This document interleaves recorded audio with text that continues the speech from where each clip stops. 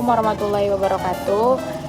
Nama saya Jeri Morgana Sibuan, NIM 0506193207.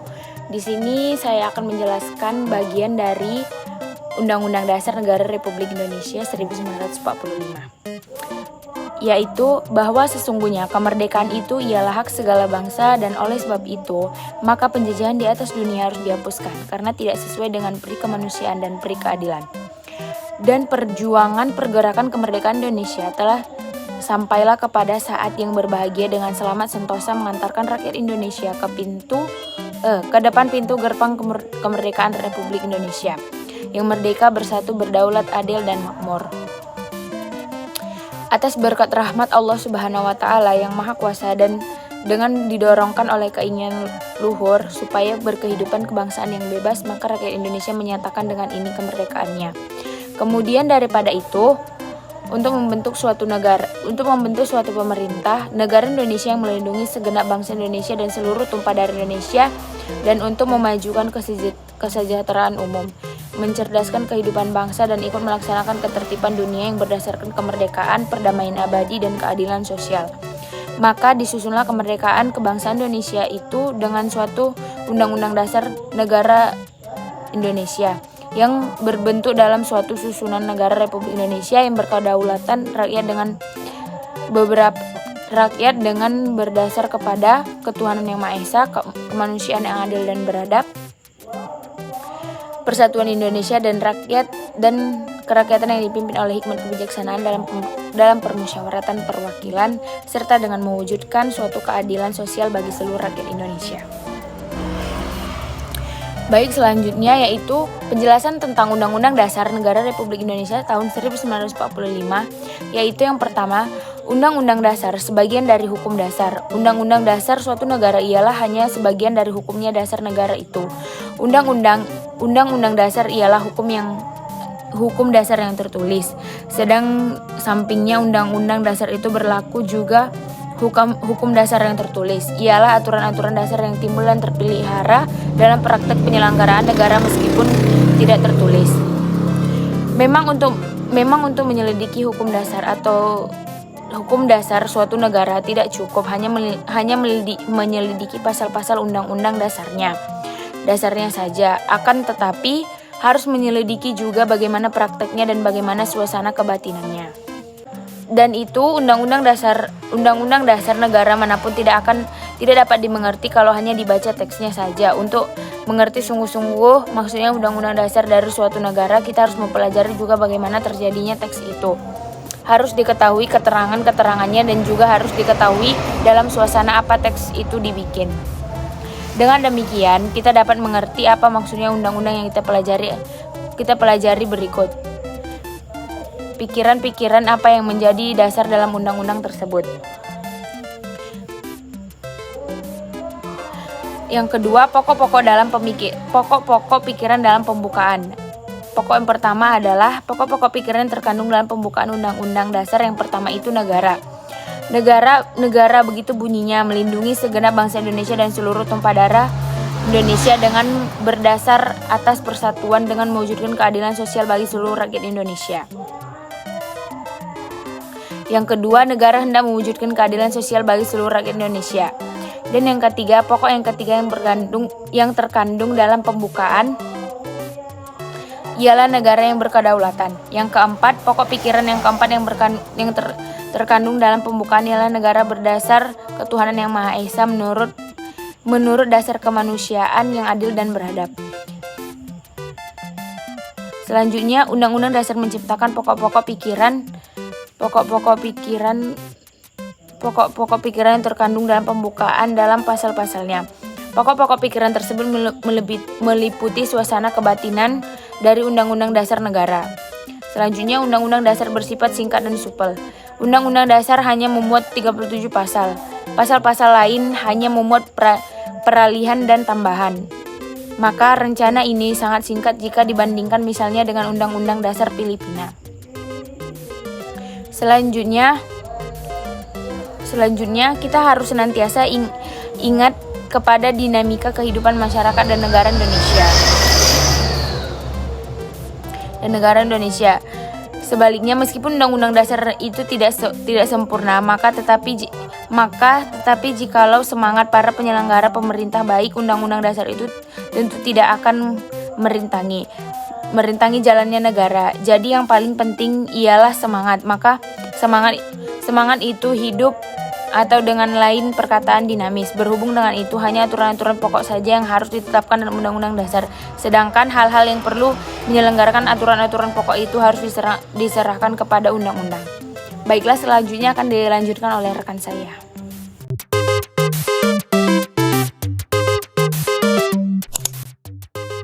Baiklah, perkenalkan, nama saya Rizky Anindasya Fitri dengan NIM 0506222134. Di sini saya akan menjelaskan mengenai undang-undang. Undang-undang atau legislasi adalah hukum yang telah disahkan oleh badan legislatif atau unsur ketahanan yang lainnya. Undang-undang adalah salah satu jenis perundang-undangan yang dibentuk oleh Dewan Perwakilan Rakyat atau DPR dengan persetujuan bersama Presiden. Undang-undang berfungsi untuk digunakan sebagai otoritas untuk mengatur, menganjurkan, menghukum, untuk memberikan, mendeklarasikan, atau untuk membatasi sesuatu. Undang-undang memiliki kedudukan sebagai aturan main bagi rakyat untuk konsolidasi posisi politik dan hukum, untuk mengatur kehidupan bersama dalam rangka mewujudkan tujuan dalam bentuk negara. Undang-undang dapat pula dikatakan sebagai kumpulan-kumpulan prinsip yang mengatur kekuasaan pemerintah, hak rakyat, dan hubungan di antara keduanya. Pembentukan undang-undang sendiri tentunya sudah diatur dalam Undang-Undang Dasar 1945 dan juga berbagai undang-undang yang telah berlaku di Indonesia. Secara umum, tujuan pembentukan perundang-undangan adalah mengatur dan menata kehidupan dalam suatu negara supaya masyarakat yang diatur oleh hukum itu memperoleh kepastian, kemanfaatan, dan keadilan di dalam kehidupan bernegara dan bermasyarakat. Hukum dan undang-undang kerap disebut sama, begitupun sebaliknya. Hukum adalah aturan yang dapat diberlakukan yang ada untuk yurisdiksi tertentu. Itu bisa datang dalam berbagai bentuk seperti di negara-negara hukum biasa. Misalnya, hukum kadang-kadang dibuat melalui keputusan pengadilan.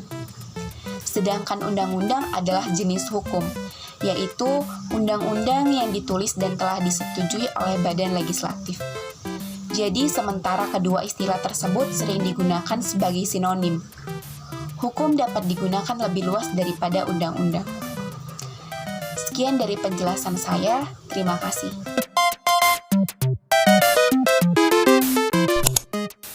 Assalamualaikum warahmatullahi wabarakatuh. Perkenalkan, nama saya Tuyati Solihat. Di sini saya akan melanjutkan materi yang berjudul Peraturan Pemerintah. Peraturan pemerintah adalah peraturan perundang-undangan yang ditetapkan oleh Presiden untuk menjalankan undang-undang sebagaimana mestinya. Dalam hierarki peraturan perundang-undangan Indonesia, peraturan pemerintah terletak di bawah undang-undang atau peraturan pemerintah pengganti undang-undang dan di atas peraturan presiden. Hierarki peraturan perundang-undangan menurut Undang-Undang Nomor 12 Tahun 2011 tentang pembentukan peraturan perundang-undangan sebagaimana telah diubah dengan Undang-Undang Nomor 15 Tahun 2019. Yakni yang pertama Undang-Undang Dasar 1945, yang kedua Ketetapan Majelis Permusyawaratan Rakyat, yang ketiga Undang-Undang atau Peraturan Pemerintah Pengganti Undang-Undang atau Perpu, yang keempat Peraturan Pemerintah, yang kelima Peraturan Presiden, yang keenam Peraturan Daerah Provinsi, dan yang terakhir Peraturan Daerah Kabupaten atau Kota. Kewenangan membuat peraturan pemerintah diberikan oleh Undang-Undang Dasar 1945 kepada Presiden. Dasar hukum penetapan peraturan pemerintah adalah Pasal 5 Ayat 2 Undang-Undang Dasar 1945 yang berbunyi, Presiden menetapkan peraturan pemerintah untuk menjalankan undang-undang sebagaimana mestinya. Peraturan ini tidak boleh menciptakan suatu wewenang kecuali yang telah diatur dalam undang-undang. Dapat dikatakan, Fungsi peraturan pemerintah adalah sebagai instrumen untuk mengadakan peraturan lebih lanjut untuk melaksanakan undang-undang. Peraturan ini ditetapkan untuk melaksanakan perintah undang-undang atau untuk menjalankan undang-undang sepanjang diperlukan dengan tidak menyimpang dari materi yang telah diatur dalam undang-undang yang bersangkutan. Muatan peraturan pemerintah pun berisi untuk menjalankan undang-undang sebagaimana mestinya. Peraturan pemerintah memiliki norma hukum yang kekuatan mengikatnya berada tepat di bawah undang-undang. Beberapa contoh peraturan pemerintah diantaranya yang pertama, PP nomor 8 tahun 2022 tentang koordinasi penyelenggaraan ibadah haji. Yang kedua ada PP nomor 13 tahun 2022 tentang penyelenggaraan keamanan, keselamatan dan penegakan hukum di wilayah perairan Indonesia dan wilayah yurisdiksi Indonesia. Yang ketiga ada PP nomor 13 tahun 2022 tentang forum koordinasi pimpinan di daerah. Yang keempat ada PP nomor 1 tahun 2022 tentang Register Nasional dan Pelestarian Cagar Budaya. Yang kelima ada PP nomor 9 tahun 2021 tentang perlakuan perpajakan untuk mendukung kemudahan berusaha. Yang keenam ada PP nomor 87 tahun 2021 tentang peraturan pelaksanaan undang-undang nomor 5 tahun 2017 tentang kemajuan kebudayaan. Yang ketujuh ada PP nomor 59 tahun 2021 tentang pelaksanaan perlindungan pekerja imigran Indonesia. Yang ke-8 ada PP nomor 3 tahun 2021 tentang peraturan pelaksanaan undang-undang nomor 23 tahun 2019 tentang pengelolaan sumber daya nasional untuk pertahanan negara.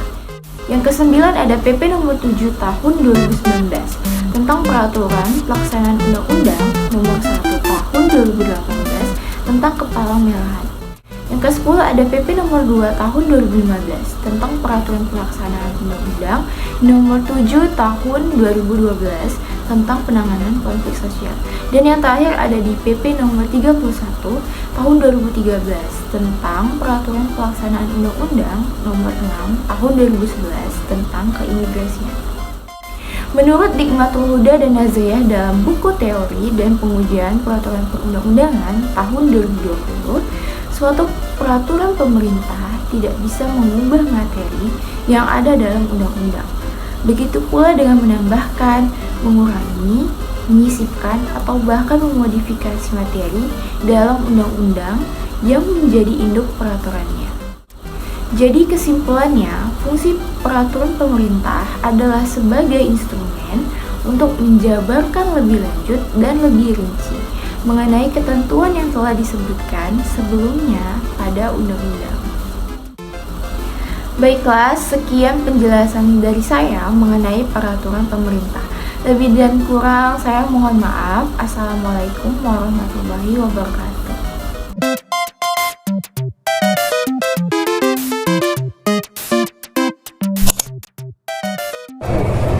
Assalamualaikum warahmatullahi wabarakatuh. Perkenalkan, nama saya Mahda Rizka Yolanda dengan NIM 0506222167. Di sini saya akan melanjutkan materi dari teman saya, yaitu keputusan Presiden mengenai bukti kewarganegaraan Republik Indonesia. Menimbang dalam rangka lebih mempercepatnya persatuan dan kesatuan bangsa, serta persamaan hak dan kewajiban, dipandang perlu memberikan penegasan mengenai status kewarganegaraan bagi istri atau anak yang belum berusia 18 tahun dari seseorang yang telah memperoleh kewarganegaraan Indonesia dengan cara kewarganegaraan Republik Indonesia berdasarkan Undang-Undang Nomor 62 Tahun 1958 tentang Kewarganegaraan Republik Indonesia. Mengingat yang pertama Pasal 4 Ayat 1 Undang-Undang Dasar 1945, dan yang kedua Undang-Undang Nomor 62 Tahun 1958 tentang Kewarganegaraan Republik Indonesia, yang ketiga Undang-Undang Nomor 2 Tahun 1989 tentang Sistem Pendidikan Nasional, yang keempat Keputusan Presiden Nomor 57 Tahun 1995 tentang tata cara penyelesaian permohonan kewarganegaraan Republik Indonesia. Sekian penjelasan dari saya. Assalamualaikum warahmatullahi wabarakatuh.